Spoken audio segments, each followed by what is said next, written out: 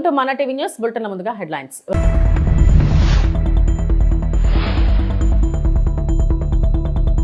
ఏ బిల్లును ఇష్టారాజ్యంగా మార్చకూడదు, ప్రియాంక గాంధీ.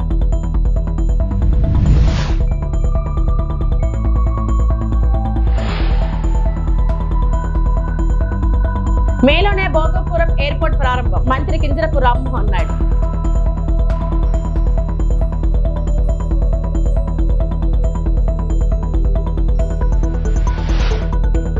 భవానీపురంలో బాధిత కుటుంబాలను పరామర్శించిన వైఎస్ జగన్.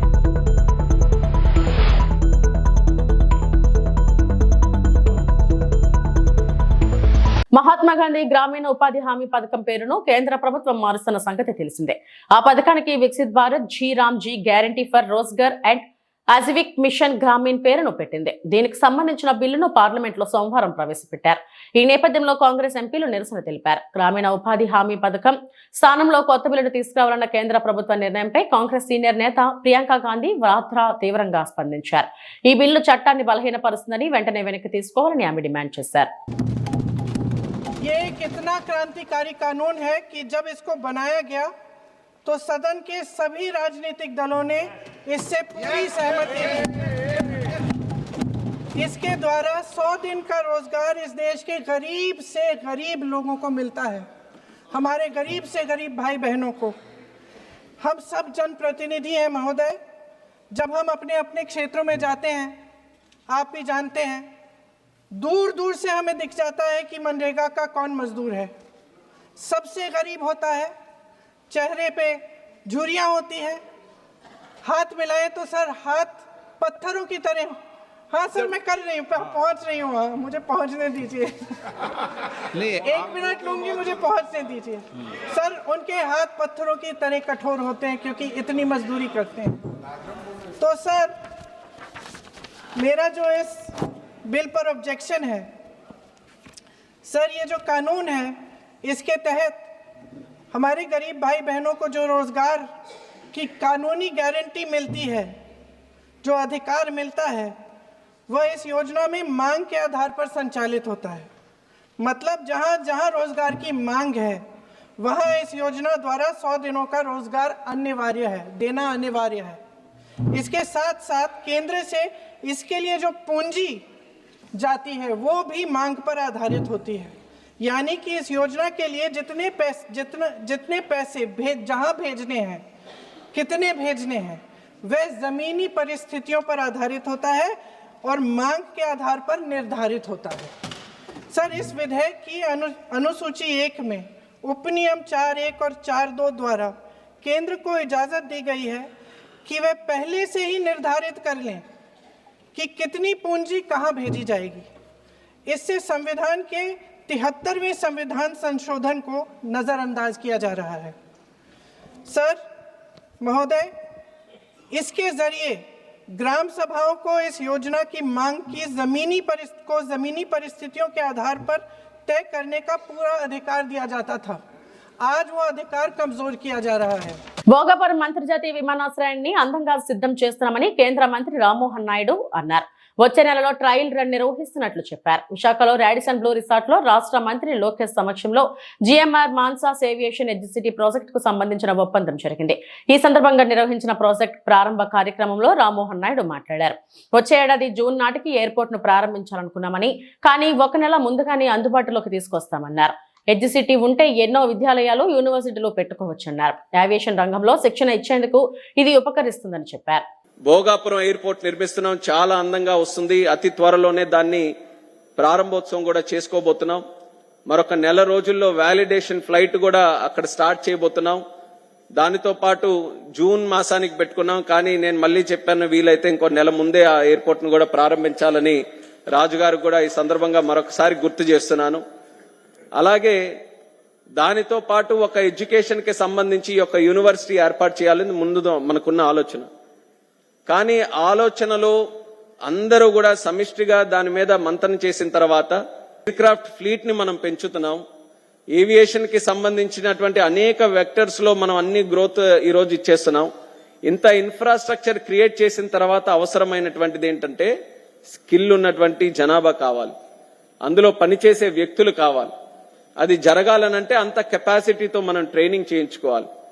ఈరోజు మినిస్టర్గా వాస్తవంగా చెప్తున్నాను, ట్రైనింగ్ కెపాసిటీ ఇంకా మెరుగుపడాల్సినటువంటి అవసరం మన దేశంలో ఉంది. ఈరోజు ఆంధ్రప్రదేశ్ రాష్ట్రం అది లీడ్ తీసుకొని ఈ యొక్క కేంద్రం పెట్టడం వల్ల ఈ రోజు ఉన్నటువంటి డిమాండే కాకుండా రేపు రాబోతున్నటువంటి డిమాండ్ కి కూడా అడ్రస్ చేయడానికి ఇది చాలా చక్కగా ఉపయోగపడుతుందని నేను కూడా నమ్ముతున్నాను.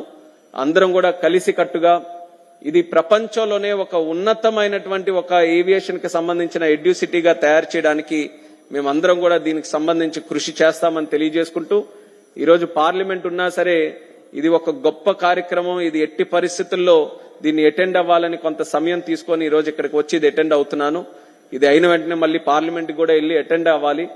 కానీ ఇది ఎప్పటికైనా సరే ఒక ఉత్తరాంధ్రలో ఒక ప్రముఖమైనటువంటి ఆర్గనైజేషన్ గా, ఒక సంస్థగా ఖచ్చితంగా ఇది ఉండిపోతుంది. ఆ నమ్మకంతో అందరూ కూడా దీనికి సంబంధించి ఏ అవకాశం ఉన్నా అందరూ కూడా అసోసియేట్ అయి మీ తాలూకా ఆశీస్సులు, మీ తాలూకా సహకారం ఎల్లప్పుడూ కూడా ఈ ఎడ్యుసిటీకి అందించాలని మరొకసారి ఈ సందర్భంగా కోరుకుంటూ, చంద్రబాబు పాలనలో ఉత్తరాంధ్రకు మహర్దశ పట్టిందని స్పీకర్ అయ్యన్న పాత్రుడు అన్నారు. విశాఖలో జీఎంఆర్ మాన్సాస్ ఏవియేషన్ ఎడ్యుసిటీ ఒప్పంద కార్యక్రమంలో అయ్యన్న పాత్రుడు పాల్గొని మాట్లాడారు. ఇన్నేళ్లుగా వెనుకబడిందని చెప్పుకుంటూ వచ్చిన ఉత్తరాంధ్రకు మహర్దశ పట్టిందని తెలిపారు. ఉత్తరాంధ్రకు ఎన్టీఆర్ గుర్తింపు తెస్తే అభివృద్ధి మాత్రం చంద్రబాబు హయాంలో జరుగుతుందని చెప్పారు. అభివృద్ధి ప్రణాళికల అమల్లో చంద్రబాబే నిద్రపోనివ్వరంటే ఇప్పుడు లోకేష్ అసలే పడుకోనివ్వడం లేదన్నారు. పార్టీలు రాజకీయాల కోసం అభివృద్ధిని అడ్డుకోవడం సరైన విధానం కాదని వ్యాఖ్యానించారు. రామారావు గారి టైంలో ఉత్తరాంధ్రకి గుర్తింపు వచ్చింది. చంద్రబాబు నాయుడు గారు వచ్చిన తర్వాత ఉత్తరాంధ్రకి అప్పటి నుంచి చెప్తున్నారు, ఉత్తరాంధ్ర డెవలప్ అవ్వాలని వాళ్ళు చెప్తూనే ఉన్నారు. ఈ చెప్పిన మాట ప్రకారంగా ఇవాళ చూస్తే ఇప్పుడు గంటా శ్రీనివాసరావు గారు చెప్పారు, మాట్లాడుతూ విన్నారు మీరందరూ కూడా. ఎన్ని కార్యక్రమాలు అండి ఈ 2 years లో, రాత్రి పగలు కష్టపడి అనేక కార్యక్రమాలు తీసుకొస్తూ ఉంటే చంద్రబాబు నాయుడు గారు అతను నిద్రపోవడం, మమ్మల్ని నిద్రపోవనివ్వడం. ఇప్పుడు లోకేష్ గారు బయలుదేరారు మళ్ళీ. ఇప్పుడు అతనే నిద్రపోవనివ్వట్లేదు, ఇతను మరీ నిద్రపోవనివ్వట్లేదు. అంచేత ఏదంటే ఏదైనా ఈ రాష్ట్రాన్ని అభివృద్ధి చేయాలి. ఈ అభివృద్ధి చెందిన తర్వాత ఈ రాష్ట్రంలో వచ్చిన ఫలితాలని రాబోయే తరం వారికి అందించాలనేది ఏకైక లక్ష్యంతో ఈ కూటమి ప్రభుత్వం పనిచేస్తుంది. దానికి మోడీ గారి సహకారం కూడా మనకు ఉంది. అంచేత పనిచేస్తున్న నాయకులకు అండగా ఉండవలసిన బాధ్యత కూడా ప్రజలకు ఉంది. ఎన్ని చేసినా కామెంట్ చేస్తున్నారని ఇంకానా, అది బాధ. ముందుకు వెళ్ళడానికి ఎన్నో ఆటంకాలు తీసుకొస్తున్నారు. ఇది పద్ధతి కాదు. రాజకీయాలు ఉంటాయి కాదన్నాను, పార్టీలు ఉంటాయి.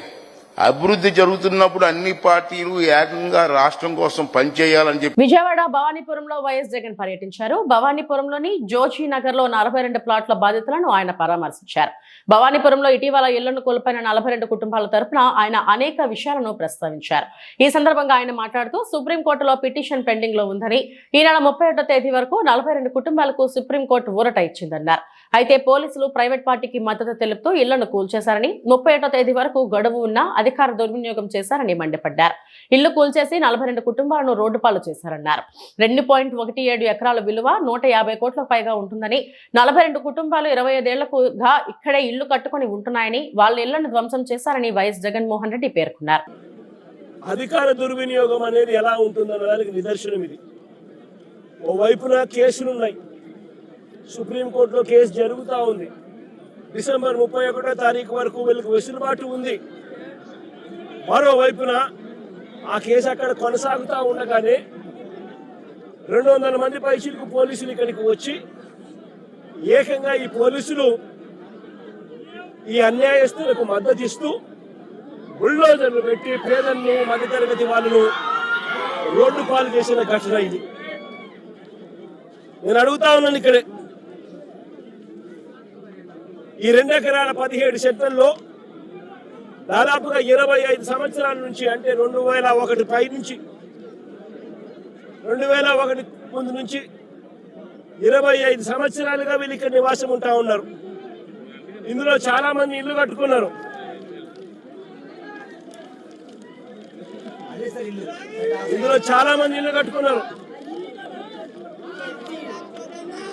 ఈ ఇంటికి సంబంధించి, ఈ ఇళ్లకు సంబంధించి Vijayawada municipal corporation building plan approvals ఇచ్చినారు.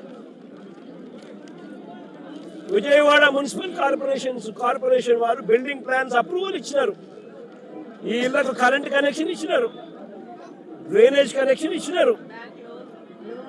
ఈ ఇంటికి అన్ని రకాల అనుమతులతో పాటు ప్లాన్ అప్రూవల్ చేసి విజయవాడ మున్సిపల్ కార్పొరేషన్ వాళ్ళు వీళ్ళు ఇల్లు కట్టుకుంటా ఉంటే ఇళ్ళకు కూడా ప్లాన్ అప్రూవల్స్ శాంక్షన్ చేసి స్టాంప్ వేసినారు. మరోవైపున బ్యాంకులు వాళ్ళు డ్యూ డెలిజెన్స్ పూర్తి చేసి వీళ్ళందరికీ లోన్లు కూడా ఇచ్చినారు.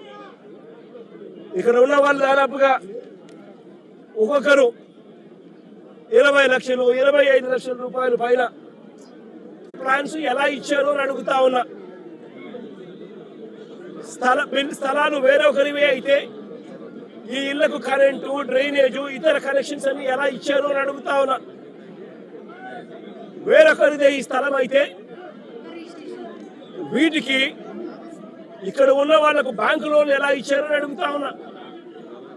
రిజిస్ట్రేషన్లు చేశారు, బిల్డింగ్ ప్లాన్ అప్రూవల్స్ ఇచ్చారు, అన్ని రకాల పర్మిషన్స్ ఇచ్చినారు. చివరికి వీరికి బ్యాంకులు వాళ్ళు లోన్లు కూడా ఇచ్చాయి వాళ్ళ డ్యూ డెలిజెన్స్ పూర్తి చేసి. మన ఇన్ని సవ్యంగా ఉన్నప్పుడు ఇది ఏ రకంగా గవర్నమెంట్ ముందుకు వచ్చి వీళ్ళకి ఎటువంటి న్యాయము చేయాలి అని కనీసం ఆలోచన కూడా లేకుండా, ఎటువంటి ముందస్తు నోటీసు కూడా ఇవ్వకుండా వీళ్ళ ఇళ్లలో ఉండగానే 200 మంది పోలీసులు పైచిలకు వచ్చి ప్రైవేట్ వ్యక్తులకు మద్దతు ఇస్తూ ఆర్థికంగా వెనుకబడిన వారికి సీఎం రిలీఫ్ ఫండ్ అండగా నిలుస్తుందని ఏపీ మంత్రి అనకాని సత్యప్రసాద్ అన్నారు. బాపట్ల జిల్లా రేపల్లిలోని టీడీపీ కార్యాలయంలో 41 మందికి 86 లక్షల విలువైన చెక్కులను మంత్రి అందజేశారు. ఇప్పటి వరకు ఈ నియోజకవర్గంలో సీఎంఆర్ఎఫ్ ద్వారా 10 కోట్లు ఇచ్చినట్లు చెప్పారు. 5 ఏళ్ల వైకాపా పాలనలో ఏ పేదవాడికి సీఎం రిలీఫ్ ఫండ్ అందలేదన్నారు. కోటి సంతకాలంటూ వైకాపా నేతలు నాటకాలు మొదలు పెట్టారని మంత్రి విమర్శించారు. 2 ఏళ్లలో మెడికల్ కాలేజీల నిర్మాణాన్ని కూటమి ప్రభుత్వం పూర్తి చేస్తుందన్నారు. వైకాపా అధికారంలో ఉన్నప్పుడు ఒక్క మెడికల్ కాలేజీలు కూడా పూర్తి చేయలేదన్నారు. జగన్ కు అప్పట్లో రుచికొండపై ఉన్న శ్రద్ధ మెడికల్ కాలేజీలపై లేదని విమర్శించారు. 2019-24లో రాష్ట్రాన్ని అంధకారంలోకి తీసుకెళ్లారన్నారు. కూటమి ప్రభుత్వం వచ్చాక రాష్ట్రం అన్ని రంగాల్లో అభివృద్ధి పదంలో ఉందని చెప్పారు. రానున్న రోజుల్లో విశాఖ ఐటీ హబ్ గా మారుతుందన్నారు. కేంద్ర ప్రభుత్వం కూడా నిన్న హర్షించిందో పార్లమెంట్ లో కూడా పీపీపీ మోడల్ అనేది ఎలా ఉంటుంది, దాని వచ్చే ఫలితాలు ఎలా ఉంటాయని చెప్పింది. దాని ముందనే ఊహించి గౌరవ ముఖ్యమంత్రి చంద్రబాబు నాయుడు గారు పీపీపీ ద్వారా అయితే 2 ఏళ్లలో పూర్తి చేస్తాం, వైసీపీ వాళ్ళు ఇస్తున్నటువంటి ప్లాన్ అయితే 25 సంవత్సరాలు అవుతుందో అది కేవలం 2 సంవత్సరాల్లో పూర్తి చేసి ఆ 25 సంవత్సరాలు దాదాపుగా 15 కోట్ల పైచిలకు ఎవరైతే ఇబ్బంది పడుతున్నారో వాళ్ళకి ఉచితంగా ఫ్రీ సీట్లు కూడా 42% నుంచి 50% పెరిగి ఉచితంగా చదువుకోవడానికి కానీ, అలాగే ఒక మంచి క్వాలిటీ డాక్టర్స్తో వైద్యం అందించే విధంగా ఈ యొక్క ప్రణాళికతో పీపీపీ మోడల్తో ఒక ప్రణాళిక వేసుకుని ముందుకు వెళ్తూ ఉంటే వీళ్ళు ఊరికైనా ఎటు మంచి చేయలేదు వాళ్ళ గతంలో. రాబోయే రోజుల్లో జీవితంలో ఎప్పుడన్నా 50 సంవత్సరాల తర్వాత కనిపించినా కూడా ఆ పార్టీ ఎవరికి మంచి చేసే పార్టీ కాదని చెప్పి పాతాళాలను నొక్కేసిన తర్వాత కూడా కోటి సంతకాలని చెప్పి 10 మంది తిరుగుతా ఈరోజు అంతా కూడా అంటే తప్పుడు ప్రచారం తీసుకెళ్తాం. గంజాయి సాగుపై ఉక్కుపాదం మోపిన పోలీసులు. గంజాయి సాగు చేస్తే కఠిన చర్యలు హెచ్చరించిన ఎమిగ్నూరు డీఎస్పీ భార్గవి. ఎమిగ్నూరులో గంజాయి సాగు కలకలంపై చర్యలు. 5 నిందితులు అరెస్ట్. 5 కేజీల గంజాయి స్వాధీనం. ఎమిగ్నూరు పట్టణ శివారు ఆశ్రమం వద్ద గంజాయి సరఫరా చేస్తున్న నిందితులు. నందవరం మండలం కనకవీడు గ్రామంలో గంజాయి పంట సాగు చేస్తున్న నిందితులు. 5.4 కేజీల గంజాయి స్వాధీనం. 5 నిందితుల అరెస్టు చేసిన ఎమిగ్నూరు రూరల్ పోలీసులు. గంజాయి సరఫరా అమ్మకాలపై అనుమానం వస్తే పోలీసులకు సమాచారం ఇవ్వండి, స్పష్టంగా ప్రజలకు సూచన చేసిన ఎమిగ్నూరు డీఎస్పీ భార్గవి. ఆశ్రమం లేదండి, ఆశ్రమం వెనకాల రాళ్ళు అవి ఉన్న ప్రాంతంలో వీళ్ళు వెనకాల గుట్టలు ఉన్నాయి. ఆ గుట్టల దగ్గర ఉన్నారని సమాచారం వచ్చింది. ఆరబెట్టుకుని ఉన్నారు. అది కొంచెం ఈ పొలాల్లోంచి తీసుకుని వచ్చి ఎండబెడుతున్నారు అమ్మడానికి. సో ఆ రాబడిన సమాచారం మేరకు గుట్టలు వెనకాల ఉన్నారు. అక్కడ అరెస్ట్ చేయడం జరిగింది వాళ్ళని. వాళ్ళ దగ్గర నుంచి ఇన్ఫర్మేషన్ మేరకు మనం ఆ పొలాల్లోకి లోపల కంటే వెళ్ళి చూడగా అక్కడ కొన్ని మొక్కలు సాగు చేస్తూ కనపడితే ఆ బోయ గంగప్ప అనే వ్యక్తిని ఆ మొక్కలతో సైతం అరెస్ట్ చేయడం జరిగింది. మొత్తం వీళ్ళ 5 దగ్గర ఉన్న గంజాయి కలిపి 5 కేజీల 490 గ్రాములు ఉంది.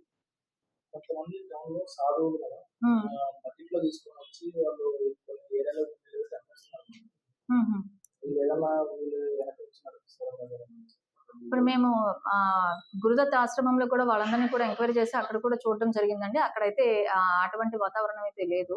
వాళ్ళను కూడా ఇదే విధంగా ఇట్లాంటి ఇన్ఫర్మేషన్ ఏదైనా ఉంటే మా దృష్టికి తీసుకురండి అని చెప్పేసి చెప్పడం జరిగింది. ఇలాంటి ఇన్ఫర్మేషన్ ఎవరి దగ్గరైనా ఉంటే మా దృష్టికి తీసుకొస్తే తక్షణం వాళ్ళ మీద కఠిన చర్యలు తీసుకుంటాము. గంజాయి సాగు చేసే వాళ్ళని, కన్జ్యూమ్ చేసే వాళ్ళని కూడా ఎవరిని కూడా మనం ఉపేక్షించేది లేదు. ఎవరి దగ్గరైనా ఇన్ఫర్మేషన్ ఉంటే మా దృష్టికి తీసుకొచ్చి మేము ఖచ్చితంగా యాక్షన్ తీసుకుంటాము.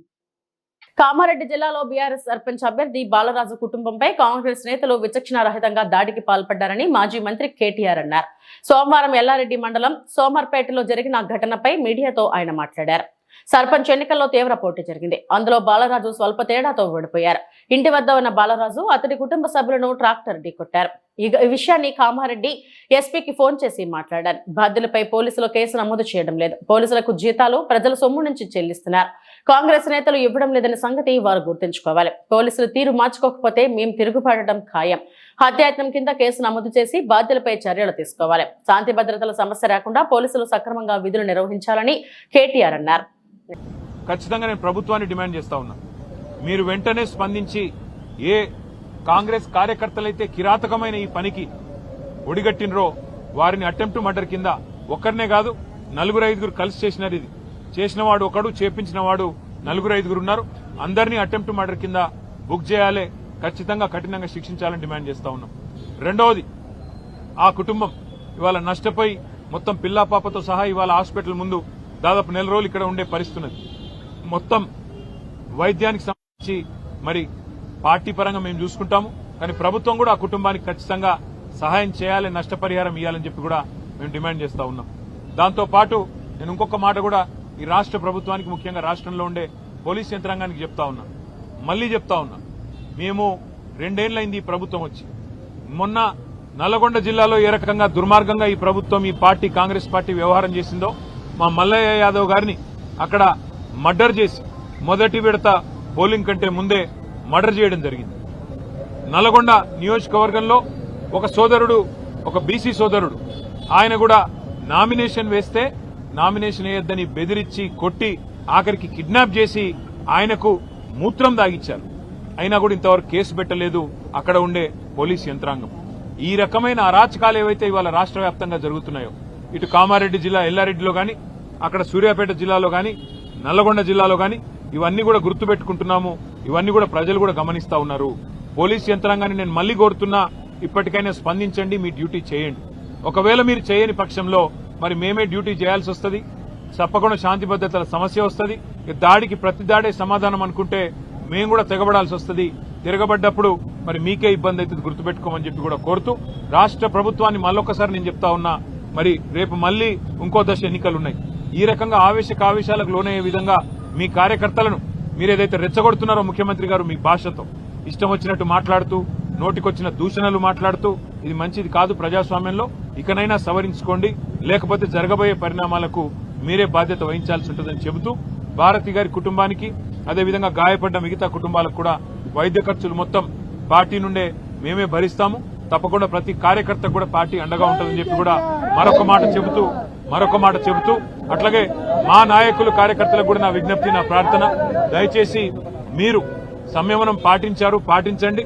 తిరుపతి జిల్లా శ్రీకాళహస్తీశ్వర ఆలయాన్ని రష్యా దేశానికి చెందిన భక్తులు దర్శించుకున్నారు. మంగళవారం సుమారు 30 మంది ఆలయానికి చేరుకుని సాంప్రదాయ వస్త్రాలు ధరించి రాహు, కేతు, సర్పదోష నివారణ పూజల్లో పాల్గొన్నారు. అనంతరం శ్రీ వాయులింగేశ్వర స్వామి సమేత శ్రీ జ్ఞాన ప్రసూనాంబికా దేవిని దర్శించుకున్నారు. ఆలయంలోని శిల్పకళను వీక్షించి ఆశ్చర్యం వ్యక్తం చేశారు. తమ మొబైల్ ఫోన్లలో ఆలయ అందాలను చిత్రీకరించారు.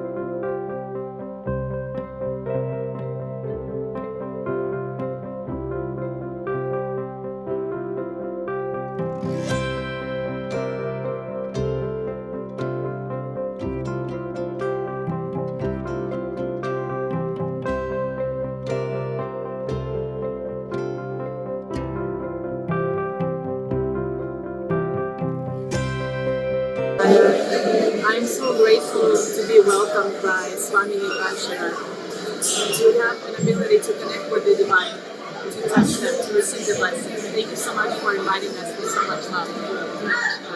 For us to be visiting this place, the invitation of Swami Vivekananda. So it's a great pleasure for the delegation to be present in India.